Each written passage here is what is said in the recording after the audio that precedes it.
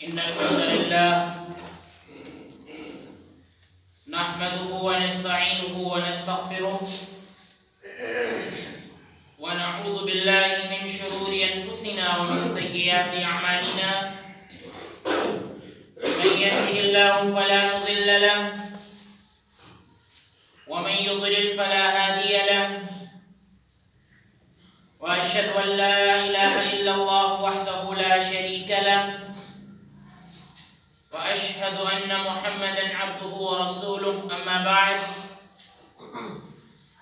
فإن خير الحديث كتاب الله وخير الهدي هدي محمد صلى الله عليه وسلم وشر الأمور محدثاتها وكل محدثة بدعة وكل بدعة ضلالة وكل ضلالة في النار. أعوذ بالله من الشيطان الرجيم. بسم الله الرحمن الرحيم. واعلموا أن فيكم رسول الله لو يطيعكم في كثير من الأمر لعنتم ولكن الله حبب إليكم الإيمان وزينه في قلوبكم وكره إليكم الكفر والفسوق والعصيان أولئك هم الراشدون. وعن ابن عمر رضي الله عنهما قال قال رسول الله صلى الله عليه وسلم من تشبه بقوم فهو منهم رواه أبو داود.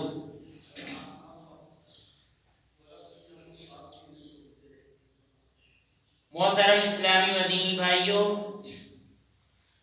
اللہ رب العزت نے اس امت کو خیر امت قرار دیتے ہوئے ارشاد فرمایا کہ کنتم خیر امت اخرجت للناس تأمرون بالمعروف وتنہون عن المنکر وتؤمنون باللہ، کہ تم بہترین امت ہو جس کی پیدائش کا مقصد ہی یہی ہے کہ تم لوگوں کو اچھائی کا حکم دو اور برائی سے روکو اور اللہ پر ایمان لاؤ. یہ تین عادتیں تمہارے اندر ایسی ہیں کہ جن کی وجہ سے اللہ تعالیٰ نے اس امت کو خیر امت کے لقب سے ملقب فرمایا ہے. لہذا جب یہ امت خیر امت ہے تو اس امت کے اوپر ذمہ داریاں بھی بہت ہیں اور اس امت کو ہمیشہ ایسے کام کرنے چاہیے کہ جس کی وجہ سے اس امت کا جو امتیازی وصف ہے، کہ جس کی وجہ سے اس امت کو خیر امت قرار دیا ہے، وہ وصف برقرار رہے. اس امت کو ایسا کوئی کام نہیں کرنا چاہیے جو اس کے شایان شان نہ ہو. ہمیں اللہ رب العالمین نے قوموں کی رہبری کے لیے بھیجا ہے، لہٰذا ہمارے اندر وہ صفات ہونی چاہیے کہ جس سے دوسری قومیں ہماری پیروی کریں، ہماری روش کو اختیار کرنے کی کوشش کریں، نہ کہ ہم اتنی پستی میں چلے جائیں کہ ہم خود ان کی روش کی پیروی کرنے لگیں. اس بات سے جملہ مسلمانوں کو پرہیز کرنا چاہیے، بچنا چاہیے. اللہ رب العزت نے مذہب اسلام کی خصوصیت قرآن کریم کے اندر بیان فرمائی ہے کہ ان الدین عند اللہ الاسلام، کہ اللہ کے نزدیک اسلام ہی دین ہے، اسلام ہی مذہب ہے. اور جب یہ آیت قرآن کریم کے اندر نازل ہوئی کہ الیوم اکملت لکم دینکم واتممت علیکم نعمتی ورضیت لکم الاسلام دینا، کہ آج کے دن میں نے تمہارے لیے تمہارے دین کو مکمل کر دیا اور اسلام کو بطور دین، بطور مذہب تمہارے لیے پسند فرمایا. یہ آیت جب نبی صلی اللہ علیہ وسلم پر نازل ہوئی تو یہودیوں نے کہا کہ اگر ہمارے مذہب میں، اگر ہمارے دین کے بارے میں یا ہمارے نبی پر کوئی ایسی آیت نازل ہوتی تو ہم اس دن کو عید کا دن بنا لیتے، کیونکہ اس سے خوشی کی بات کوئی اور ہو ہی نہیں سکتی کہ اللہ رب العزت نے تم لوگوں کو ایک دین عطا کر دیا، ایک مذہب عطا کر دیا ہے اور جنت میں جانے کا اللہ رب العالمین نے تم لوگوں کو راستہ عطا کر دیا ہے۔ تو اگر ایسی آیت ہمارے مذہب میں نازل ہوتی، ہمارے دین کے بارے میں نازل ہوتی، تو ہم اس دن کو عید کا دن بنا لیتے۔ یہ ایک یہودی نے کہا تھا صحابی رسول سے۔ تو اس مذہب کی اتنی زیادہ فضیلت ہے اور اتنی زیادہ اہمیت ہے، اس کا ذکر آپ کے سامنے بارہا آتا رہتا ہے۔ لہذا قرآن و سنت کے اندر اللہ رب العالمین نے اور رسول اکرم صلی اللہ علیہ وسلم نے ثواب کا ذکر کیا ہے اور گناہوں کا بھی ذکر کیا ہے۔ لہذا ہم مسلمانوں کے لیے ضروری ہے بحیثیت مسلمان کہ ہم گناہ کی قسموں کو جانیں کہ کون سا گناہ زیادہ خطرناک ہے، کس گناہ کے اندر عذاب زیادہ ہے، اور کون سا ایسا گناہ ہے جس کو اللہ تعالیٰ کبھی معاف نہیں کرے گا، اور کون سا ایسا گناہ ہے کہ جو شریعت میں ڈاکہ کی حیثیت رکھتا ہے اور ڈاکہ زنی کی حیثیت رکھتا ہے، اور کون سا ایسا گناہ ہے جو شریعت کے اندر کبیرہ گناہ کی حیثیت رکھتا ہے لیکن وہ گناہ دوسرے گناہوں سے زیادہ خطرناک نہیں ہے۔ لہذا گناہوں کی کئی ایک قسمیں ہیں، ہم لوگوں کو ان قسموں کو سمجھنا چاہیے۔ اللہ کے رسول صلی اللہ علیہ وسلم کے زمانے میں کئی ایک واقعات ایسے پیش آئے ہیں کہ آپ صلی اللہ علیہ وسلم نے آنے والے دور کے بارے میں جو فتنے پیدا ہوں گے یا جو گناہ لوگ کریں گے ان کا ذکر اللہ کے رسول صلی اللہ علیہ وسلم نے ان واقعات کے اندر کیا ہے۔ مثال کے طور پر ایک مرتبہ اللہ کے رسول صلی اللہ علیہ وسلم کے پاس ایک سونے کا ٹکڑا آیا، حضرت علی رضی اللہ عنہ نے بھیجا تھا۔ تو آپ صلی اللہ علیہ وسلم نے 4 صحابہ کرام کے درمیان وہ سونا تقسیم کر دیا۔ اس میں زید الخیل، علقمہ بن خلاسہ اور اس طرح سے 2 صحابہ کرام اور تھے۔ 4 صحابہ کرام کے درمیان اللہ کے رسول صلی اللہ علیہ وسلم نے اس کو تقسیم کر دیا، اور ان لوگوں کے درمیان تقسیم کرنے کا مقصد تھا تعریف قلب، یعنی ان کو دین سے قریب کرنا، شریعت میں اور زیادہ پختہ کرنا۔ اور اس کا ذکر اللہ کے رسول صلی اللہ علیہ وسلم نے دوسری جگہ کیا ہے کہ ہم مال کو دے دیتے ہیں ایسے انسان کو بظاہر مستحق نہیں ہوتا ہے، لیکن ہم اتعلقہم، ان کی تعریف کے لیے، یعنی دین سے قریب کرنے کے لیے، شریعت سے قریب کرنے کے لیے ہم اس کو مال دے دیتے ہیں، حالانکہ تم کو ایسا لگتا ہے کہ اللہ کے نبی صلی اللہ علیہ وسلم غیر مستحق کو دے رہے ہیں۔ تو ہم کبھی بھی مال غیر مستحق کو نہیں دیتے ہیں، بظاہر بھلے ہی تم کو ایسا لگے۔ تو اللہ کے رسول صلی اللہ علیہ وسلم نے جب وہ مال 4 صحابہ کرام کے درمیان تقسیم کر دیا تو ایک شخص کھڑا ہوا اور اس نے کہا کہ ما عدلت یا محمد، اے محمد صلی اللہ علیہ وسلم، آپ نے انصاف سے کام نہیں لیا۔ تو اللہ کے رسول صلی اللہ علیہ وسلم نے فرمایا اس موقع پر کہ جب اللہ اور اس کے رسول اس زمین پر انصاف سے کام نہیں لیں گے تو پھر کون اس دنیا کے اندر انصاف کرے گا؟ خالد ابن ولید رضی اللہ عنہ بھی اس مجلس میں موجود تھے۔ انہوں نے کہا کہ نبی صلی اللہ علیہ وسلم آپ مجھ کو اجازت دیجئے، میں اس کی گردن اڑا دیتا ہوں۔ لیکن اللہ کے رسول صلی اللہ علیہ وسلم نے اس کی اجازت نہیں دی کہ لوگ کہیں گے کہ محمد تو اپنے ساتھیوں کا قتل کرتے ہیں۔ لہذا وہ شخص چلا گیا۔ اللہ کے رسول صلی اللہ علیہ وسلم نے فرمایا کہ یخرج من ضئضئ ھذا قوم یخرجون من الدین یا یمرقون من الدین کما یمرق السهم من الرمیہ، کہ اس شخص کے نطفے سے ایک ایسی نسل پیدا ہوگی جو دین سے اسی طرح سے نکل جائے گی جس طرح سے تیر کمان سے نکل جاتا ہے۔ اس شخص کے نسل سے ایسی قوم پیدا ہوگی۔ تو اللہ کے رسول صلی اللہ علیہ وسلم نے حدیث کے اندر اس قوم کی خاصیت کی ذکر کی ہے کہ تم اپنی نمازوں کو ان کی نمازوں کے آگے حقیر سمجھو گے، اتنی نمازیں یہ پڑھیں گے، کپڑے ان کے خوب اچھے ہوں گے، بظاہر لگیں گے کہ بہت دیندار ہیں، داڑیاں رکھیں گے یہ، اور سر کو مڑائیں گے، اللہ کے نبی صلی اللہ علیہ وسلم نے فرمایا، لیکن اس کے باوجود یہ دین سے نکلے ہوئے ہوں گے۔ تو آپ دیکھیے یہ حدیث ہم نے آپ کے سامنے بیان کی اس سے یہ مطلب نکلتا ہے کہ بدعت یہ بہت خطرناک گناہ ہے، اور خارجیت یہ ایک بدعت ہے۔ اللہ کے نبی صلی اللہ علیہ وسلم نے فرمایا تھا کہ اس کے نطفے سے ایک ایسی قوم پیدا ہوگی جو دین سے نکل جائے گی، کیونکہ یہ ایک بدعت ایجاد کرے گا دین کے اندر، اور دین کے اندر نیا کام کرے گا، جیسے خوارج کرتے ہیں، جیسا کہ خارجی کرتے ہیں، یہ دین کے اندر نیا کام کرے گا۔ تو نئے کام کا گناہ اللہ کے نبی صلی اللہ علیہ وسلم نے جو بیان فرمایا وہ یہ کہ پوری نسلوں کو تباہ کر دے گا۔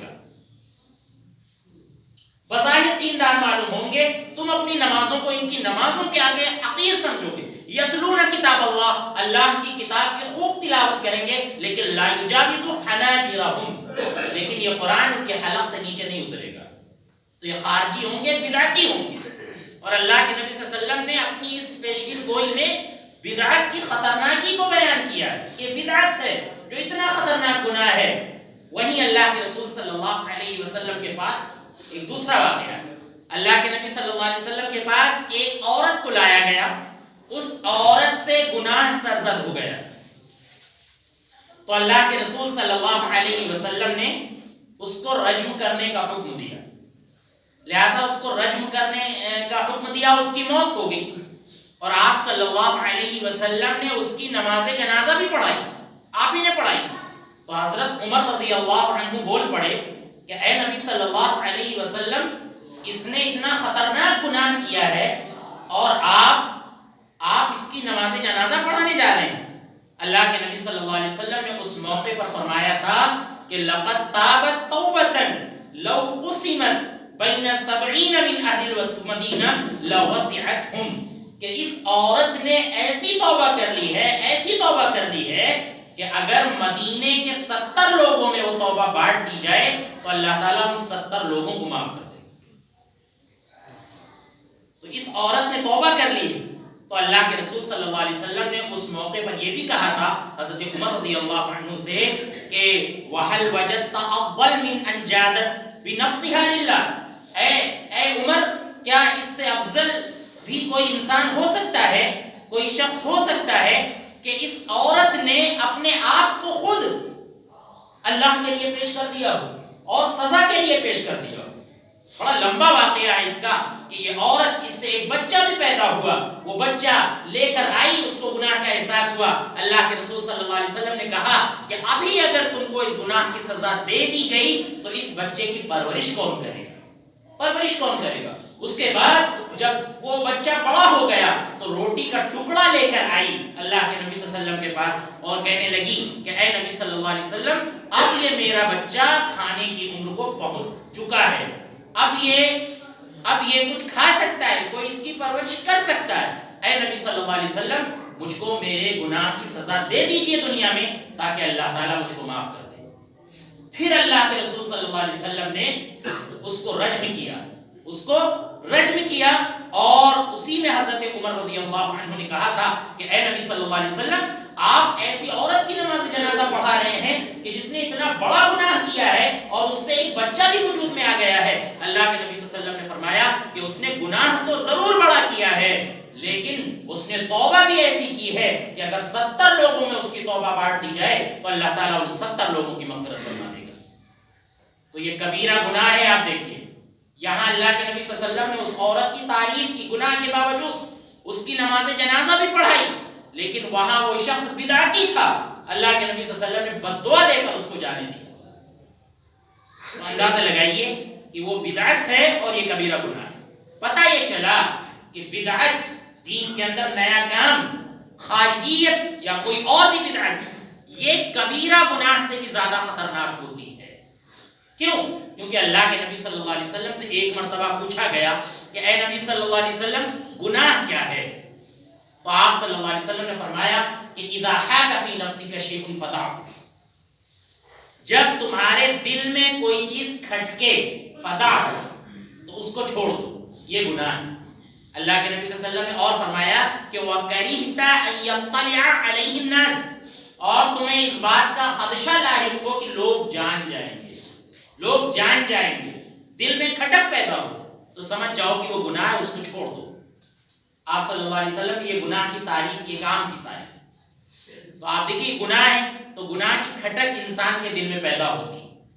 وہ گناہ جب کرتا ہے اور کوئی بھی گناہ انسان کرتا ہے تو وہ جانتا ہے کہ یہ کبیرہ گناہ ہے, بڑا گناہ ہے, تو امید ہوتی ہے کہ چھوڑ دے گا. لیکن بدعت کرنے میں کبھی بھی انسان کو ہچکچاہٹ نہیں ہوتی. کیوں؟ کیونکہ وہ سمجھتا ہے کہ ہم دین ہی کا تو کام کر رہے ہیں, ہم دین کا کام کر رہے ہیں, اس لیے وہ ہچکچاتا نہیں ہے اس کو کرنے میں اور اس کو کر گزرتا ہے. تو اس لیے بھی یہ بدعت کیا ہے, زیادہ خطرناک ہے. تو یہ گناہ کی قسمیں ہیں.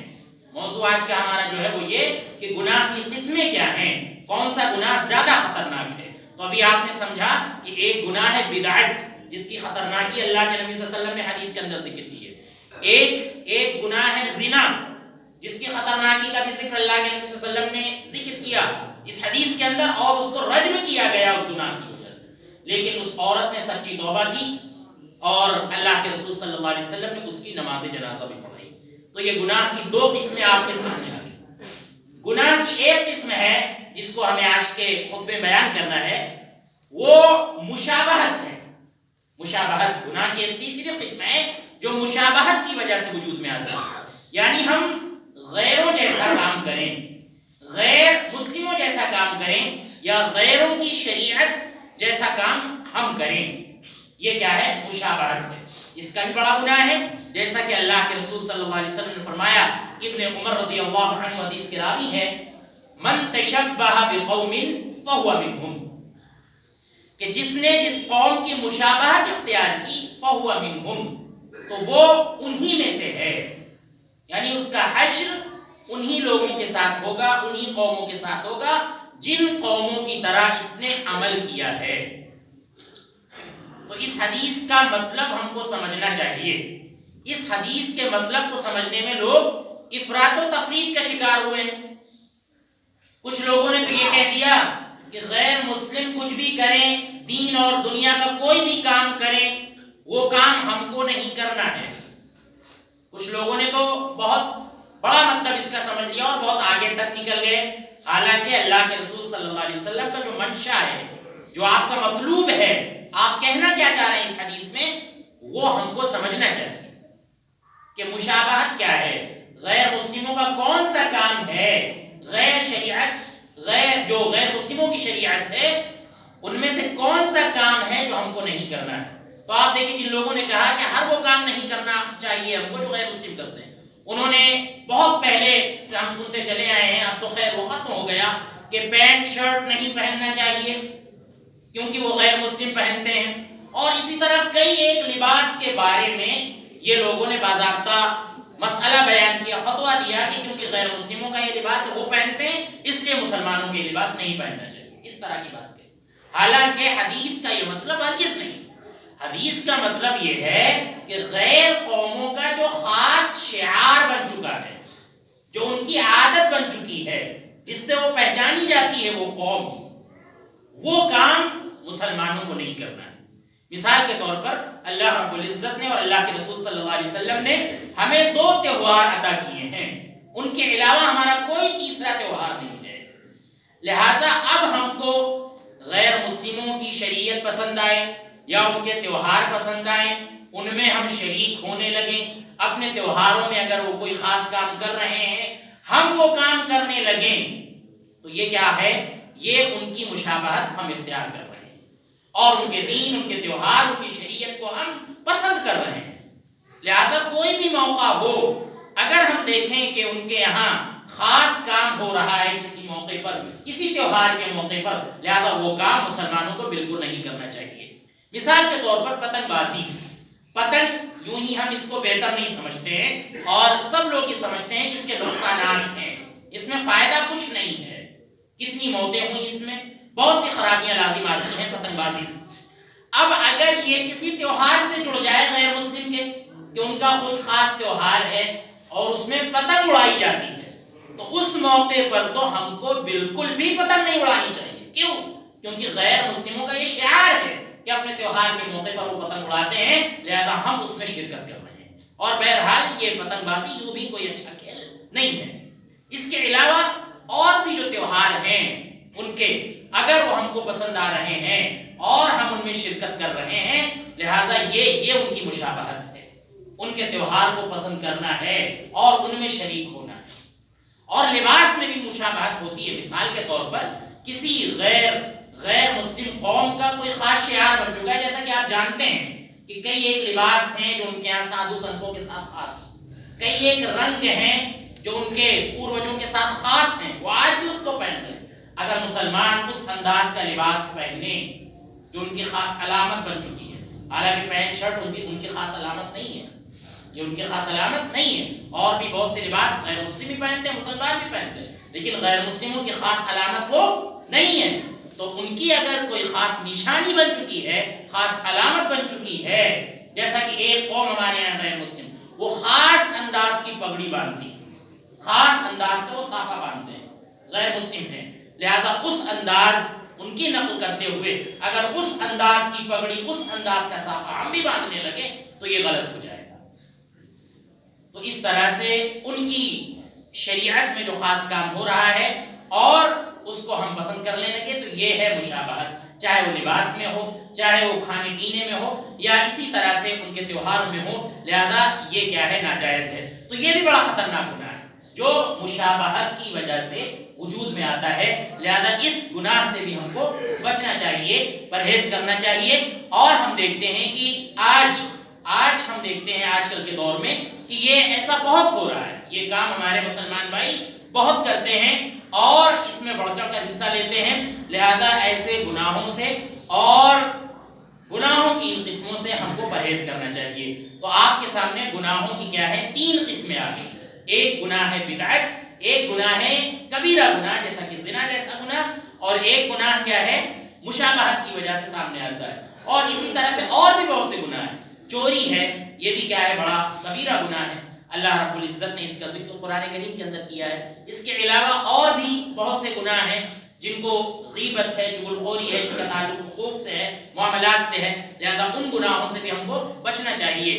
بہرحال گناہوں سے بچنا اور گناہوں سے پرہیز کرنا یہی ایک مسلمان کی زندگی کا دستور ہونا چاہیے۔ کیونکہ ہم جانتے ہیں، بھلے ہی یہ بات لوگ نہ ثابت کر پائیں، لیکن اللہ رب العزت نے قرآن کریم کے اندر اس کو ثابت کیا ہے کہ ہم جو اس دنیا کے اندر گناہ کرتے ہیں اس کا اثر ماحول پر پڑتا ہے، اس کا اثر ماحول پر پڑتا ہے۔ اللہ رب العزت نے گزشتہ قوموں کا ذکر کیا ہے کہ جب قوم نوح ہے، قوم لوط ہے، ان لوگوں نے جب گناہ کیا تو اس کا اثر جو ہے فضا پر پڑا۔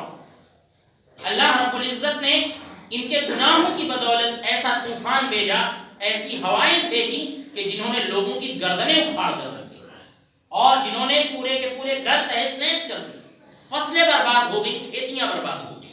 تو گناہوں کا اثر ماحول پر بھی پڑتا ہے۔ تو آپ جب بھی دیکھیں کہ ماحول مقدر ہو رہا ہے، فضا مقدر ہو رہی ہے اور بیماریاں عام ہو رہی ہیں، یا اس طرح سے کچھ بھی ایک عام بلوا ہے، تو آپ سمجھ لیں کہ اس میں جو ہے بہت بڑا اثر ہمارے گناہوں کا ہوتا ہے، جیسا کہ اللہ رب العزت فرماتا ہے کہ ظہر الفساد فی البر والبحر بما کسبت ایدی الناس، کہ خشکی اور تری میں جو بھی فساد پھیلتا ہے یہ لوگوں کے ہاتھ کی کمائی ہوتی ہے، لوگوں کے ہاتھ کی کمائی ہوتی ہے۔ آیت کریمہ ہم نے آپ کے سامنے تلاوت کی، سورۃ الحجرات کی آیت ہے۔ اللہ رب العزت نے فرمایا کہ وَاعْلَمُوا أَنَّ فِيكُمْ رَسُولَ اللَّهِ، کہ اے مسلمانوں جان لو کہ ان فیکم رسول اللہ، کہ تمہارے درمیان اللہ کے رسول موجود ہیں۔ لو یطیعکم فی کثیر من الامر لعنتم، اگر بہت سے معاملات میں تمہارا کہنا مانے، لعنتم، تو تم مشکلات میں پڑ جاؤ گے، تم پریشانی میں پڑ جاؤ گے۔ کیوں؟ کیونکہ تم اپنی مرضی سے کوئی بات کہو گے، اللہ کے رسول صلی اللہ علیہ وسلم اس کو نافذ کر دیں تو اس سے پریشانی آ سکتی ہے، لیکن اللہ کے رسول صلی اللہ علیہ وسلم جو بات کہیں گے وہ وحی الہی کی روشنی میں کہیں گے، کیونکہ آپ صاحب شریعت ہیں، آپ پر قرآن نازل ہو رہا ہے، آپ دنیا کے اندر جو بھی امر نافذ کریں گے، جس کی بھی تنفیذ کریں گے، اس کے اندر تمہارے لیے بھلائی ہوگی۔ اللہ رب العزت نے فرمایا کہ وَلَكِنَّ اللَّهَ، اللہ رب العالمین نے وَلَكِنَّ اللَّهَ حَبَّبَ إِلَيْكُمُ الْإِيمَانِ، لیکن اے مسلمانوں اللہ رب العزت نے تمہارے لیے ایمان کو پسند کر لیا۔ وَلَكِنَّ اللَّهَ حَبَّبَ إِلَيْكُمُ الْإِيمَانِ وَزَيَّنَهُ فِي قُلُوبِكُمْ، اور اللہ تعالیٰ نے ایمان کو تمہارے دلوں میں بیٹھا دیا ہے، رچا بسا دیا ہے۔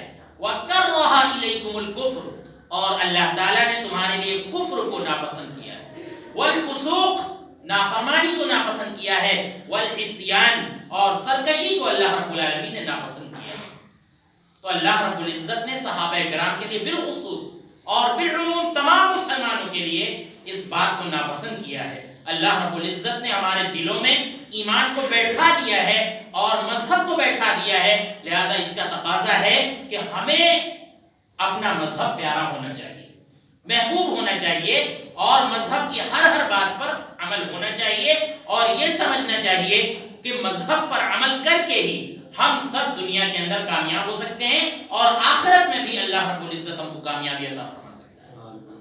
ہم یہ سمجھ لیں کہ بالخصوص آج کے دور میں کسی کا بھی خوف ہم کو برائیوں سے نہیں روک سکتا جب تک کہ ہم ایک غیبی طاقت کا خوف اپنے اندر نہیں پیدا کریں گے۔ ایک غیبی طاقت یعنی اللہ تعالیٰ ہی کا خوف ہے جو ہم کو برائیوں سے محفوظ کر سکتا ہے، برائیوں سے روک سکتا ہے۔ لہذا ایک غیبی طاقت کا خوف یعنی اللہ تعالیٰ کا خوف ہم اپنے اندر پیدا کریں، اور تمام گناہوں سے ہم پرہیز کریں، اور دین سے ہم سب دین سے قریب ہونے کی کوشش کریں۔ اور ابھی تک اگر ہم دین پر عمل نہیں کر سکے ہیں اور اللہ رب العالمین کی شریعت سے ہم دور رہے ہیں، لہذا ہم دین سے قریب ہوں، کیونکہ اسی میں ہماری اور آپ کی بھلائی ہے۔ آپ دیکھیے کہ زندگی کے جو خاص مواقع ہیں ان میں سارا کام ہمارا دین ہی کے مطابق ہوتا ہے۔ ہمارے گھر میں بچہ پیدا ہوتا ہے تو ہمیں دین یاد آتا ہے اس وقت، اس 7ویں دن اس کا کیا کرنا ہے، شریعت کے مطابق اس کا عقیقہ کرنا ہے، دین کے حساب سے اس کا نام رکھنا ہے۔ اس کے بعد جو ہے جب وہ شادی کی عمر کو پہنچتا ہے، جب شادی ہوتی ہے بچے کی، تو کوئی یہ نہیں کہتا کہ چلو کسی بھی لڑکی کو اٹھا کر لے آئیں، نہیں، بلکہ باضابطہ شادی ہوتی ہے، جب وہ قبول ہوتا ہے اس میں 2 گواہ بنائے جاتے ہیں، اس میں ایک قاضی ہوتا ہے، اس میں خطبہ پڑھا جاتا ہے باضابطہ شریعت کے حساب سے۔ آپ دیکھ لیجیے چاہے جتنا انسان غیر شرعی شادی کرے، لیکن کوئی یہ نہیں کہتا کہ لاؤ ہم بلا نکاح کے کسی لڑکی کو اپنے گھر میں اٹھا کر لے آئے، نہیں کہتا۔ کیوں؟ کیونکہ وہاں پر انسان کو دین یاد آتا ہے، ہر کسی کو دین یاد آتا ہے۔ انسان مر جاتا ہے، کوئی یہ نہیں کہتا کہ ایک کپڑے میں اس کو لپیٹ کے اس کے ٹھکانے تک پہنچا دو، نہیں، ہر شخص کیا ہے یہ کہے گا کہ اس کو نہلایا جائے، شریعت کے مطابق اس کو غسل دیا جائے، سارے کام شریعت کے حساب سے کیے جائیں، اور اس کے بعد اس کو ادب کے ساتھ 3 کپڑوں میں، جیسا کہ اللہ کے نبی صلی اللہ علیہ وسلم نے حکم دیا ہے کہ 3 کپڑوں میں اس کو کفن دیا جائے، اور بہت ہی سہولت کے ساتھ اس کو ایک اچھی قبر میں، ایسی نہیں کہ کوئی بھی گڑھا کھود کر اس میں گاڑ دیا جاتا ہے، بلکہ شریعت کے حساب سے اس کا آخری ٹھکانہ بھی بنایا جاتا ہے، آخری ٹھکانہ بنایا جاتا ہے، جیسا کہ اللہ کے نبی صلی اللہ علیہ وسلم نے حکم دیا کہ قبر گہری کھودو، صاف ستھری کھودو، آپ صلی اللہ علیہ وسلم کا حکم ہے۔ لہذا ان 3 مواقعوں پر خاص طور سے ہمیں کیا ہے، موقعوں پر ہمیں خاص طور سے شریعت یاد آتی ہے، اور باقی موقعوں پر ہم کیا کرتے ہیں، شریعت کو نظر انداز کر دیتے ہیں۔ لہذا ایسا نہیں ہونا چاہیے، ہم کو دین سے قریب ہونا چاہیے، شریعت سے قریب ہونا چاہیے، گناہوں کی جو خطرناکی ہے اس کو ہمیں سمجھنا چاہیے۔ ہم دیکھتے ہیں کہ دین سے کیا ہے، ہم دن بدن دور ہوتے جا رہے ہیں۔ گھر میں میت ہوتی ہے، آپ دیکھیے جنازے میں جانا یہ کیا ہے، نماز پڑھنا یہ فرض کفایہ ہے، کچھ لوگ شریک ہو جاتے ہیں تو فرض ادا ہو جاتا ہے، لیکن آپ دیکھیے اللہ کے رسول صلی اللہ علیہ وسلم نے اس کو حق قرار دیا کہ ایک مسلمان کا دوسرے مسلمان پر حق ہے کہ اس کے جنازے میں شریک ہو، بہت ثواب کا کام ہے۔ ہم دیکھتے ہیں کہ میت ہوتی ہے، لوگ نماز پڑھ رہے ہوتے ہیں، اور کچھ لوگ کیا ہے، ہاتھ باندھ کر کھڑے ہوتے ہیں الگ، وہ کیا کہتے ہیں کہ ہم ناپاک ہیں، ہم نجس ہیں، یا ہمارا وضو نہیں ہے۔ آپ بتائیے جنازے کی نماز ہو رہی ہے، لوگ کھڑے ہوئے ہیں کنارے، ان کو احساس ہی نہیں ہے کہ اس کی کیا اہمیت ہے، کیا فضیلت ہے۔ اللہ کے نبی نے فرمایا کہ جو جنازے میں شریک ہوتا ہے، نماز پڑھ کے واپس آ جاتا ہے، اس کو 1 قیراط ثواب ملتا ہے، یعنی 1 بہت پہاڑ کے برابر۔ کوئی جنازے میں شریک ہوتا ہے، دفنانے تک اگر شریک رہتا ہے، اللہ رب العزت اس کو 2 قیراط ثواب عطا کرتا ہے، 2 بہت پہاڑ کے برابر ثواب عطا۔ لیکن ہم دیکھتے ہیں کہ کوئی جو ہے قریب نہیں ہوتا ہے۔ اچھے لوگوں کو دیکھنے میں آتا ہے کہ وہ جنازے کی نماز نہیں پڑھتے، بہت سے لوگوں کا معاملہ ہے کہ وہ جانتے ہی نہیں ہیں کہ جنازے کی نماز میں ہوتا کیا ہے، نہیں جانتے ہیں کہ سورہ فاتحہ پڑھی جاتی ہے، درود شریف اس کے اندر پڑھا جاتا ہے، اس کے بعد جو ہے میت کے لیے دعا کی جاتی ہے، اس کے بعد جو ہے اللہ اکبر کہہ کے سلام پھیرا جاتا ہے، بہت سے لوگوں کو یہ پتہ نہیں ہے۔ تو یہ عالم ہے دین سے بیزاری کا. لہٰذا اتنا ہمیں دین سے بیزار نہیں ہونا چاہیے. اپنے گناہوں سے ہم کو توبہ کرنا چاہیے. اللہ رب العزت بڑے سے بڑا گناہ معاف کر دیتا ہے. لہٰذا ہمیں دین سے قریب ہونا چاہیے, شریعت سے قریب ہونا چاہیے. ایک حدیث میں اللہ کے رسول صلی اللہ علیہ وسلم نے فرمایا کہ اللہ تعالیٰ دو لوگوں پر ہنستا ہے حالانکہ دونوں نے بڑا گناہ کیا ہے. وہ دو لوگ کون ہیں؟ اور اللہ کے رسول صلی اللہ علیہ وسلم نے فرمایا کہ دونوں ایک دوسرے کو قتل کرتے ہیں اور دونوں جنت میں چلے جاتے ہیں. اللہ تعالیٰ ایسے لوگوں پر ہنستا ہے. اس کی تفصیل اللہ کے نبی صلی اللہ علیہ وسلم نے بیان فرمائی کہ ایک شخص ان میں سے ہے یقاتل ھذا فی سبیل اللہ فیقتل. ایک شخص ہے اللہ کے راستے میں کیا کرتا ہے؟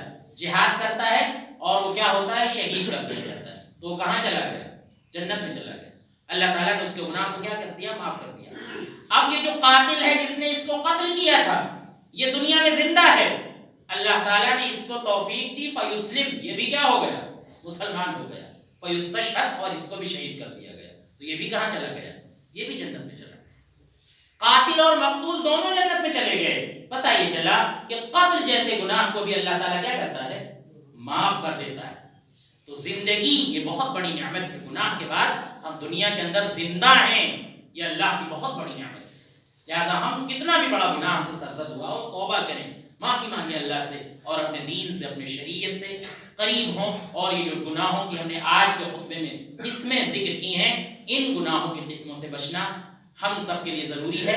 لہٰذا گناہ کے خطرناکی کو ہم سمجھیں, ثواب کی کیا اہمیت ہے, اللہ رب العزت اس کی وجہ سے کیا ہم کو عطا فرمائے گا, اس کی اہمیت کو ہم سمجھیں. اللہ رب العزت ہمیں ان باتوں کو سمجھنے کی اور ان پر عمل کرنے کی توفیق عطا فرمائے. اللہ رب العزت ہمیں گناہ کی خطرناکی اور ثواب کی اہمیت کو سمجھنے کی توفیق عطا فرمائے. اللہ رب العزت ہمیں زیادہ سے زیادہ نیک عمل کرنے کی توفیق عطا فرمائے. اللہ جن بھائیوں نے دعا کی گزارش کی ہے ان کی تمام جائز حاجتوں کو قبول فرما. اگر وہ بیمار ہیں اور ان کے گھر میں کوئی بیمار ہے تو انہیں شفائے کاملہ عاجلہ عطا فرما. اللہ ہم تمام لوگوں کو وبائی بیماریوں سے محفوظ فرما. اے اللہ ہمارے والدین پر رحم فرما. اے اللہ ہمارے گھر کے بوڑھے لوگوں پر رحم فرما. اے اللہ جب تک ہمیں اس دنیا میں رکھ, ایمان کی حالت میں رکھ, جب ہمارا خاتمہ ہو ایمان کی حالت میں ہو. آمین. وآخر دعوانا ان الحمد للہ.